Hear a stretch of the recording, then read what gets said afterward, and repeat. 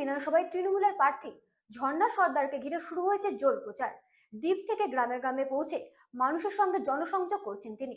সঙ্গে রয়েছে ব্লক নেতৃত্ব। 2026 নির্বাচনকে সামনে রেখে জমে উঠেছে সন্দেশখালীর রাজনৈতিক লড়াই। 2026-এর বিধানসভা নির্বাচনকে পাখির চোখ করে সন্দেশখালীতে বড়সড় চমক দিলেন তৃণমূল কংগ্রেস। বসিরহাট মহকুমার এই স্পর্শকাতর বিধানসভা কেন্দ্রে এবার ঘাসফুল শিবিরের বাজি একেবারেই মাটির কাছাকাছি থাকা ভূমিপুত্র ঝর্ণা সর্দার। আদিবাসী পরিবারের এক সাধারণ গৃহবধূ থেকে প্রার্থী হওয়ার যে উত্তরণ সন্দেশখালীর রাজনীতিতে নতুন মাত্রা যোগ করেছে। প্রার্থী ঘোষণার পর থেকেই ঝর্ণা সর্দারের প্রচারে দেখা যাচ্ছে ব্যাপক উন্মাদনা। তার সাথে কাঁধে কাঁধ মিলিয়ে কাজ করছেন সন্দেশখালীর ব্লক সভাপতি দিলীপ মল্লিক। এই জুটির হাত ধরেই সন্দেশখালী তার হারানো ছন্দ ফিরে পাবে বলে আশাবাদী নেতৃত্ব।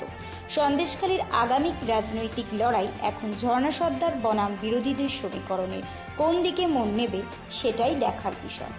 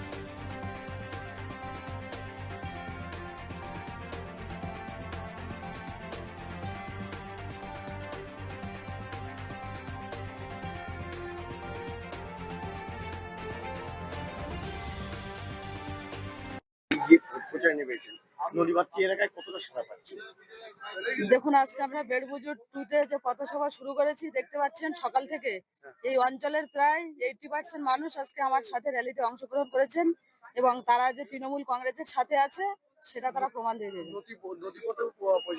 হ্যাঁ হ্যাঁ হ্যাঁ, নথিপত্র প্রচার করছে। আজকে তো অনেকে যোগদান করলো। হ্যাঁ, কতটা আশাবাদী? দেখুন, লড়াইটা আরো সহজ হলো যে আদিবাসী অখিল ভারতীয় আদিবাসী পরিষদ যোগ দেওয়ার ফলে। ব্যুরো রিপোর্ট, রাত দিন নিউজ নেটওয়ার্ক। আজ